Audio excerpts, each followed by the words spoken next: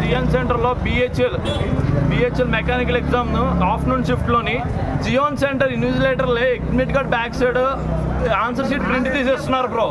ఎక్కడ ఉన్నారు సెంటర్ వాళ్ళే సెట్టింగ్ చేస్తున్నారు. ఇంక మేము చదువుకొని దేనికి మాట్లాడండి బ్రో. నేను చూసాను బ్రో. ప్రింట్ ఇస్తున్నారు admit card back side answer షీట్లు.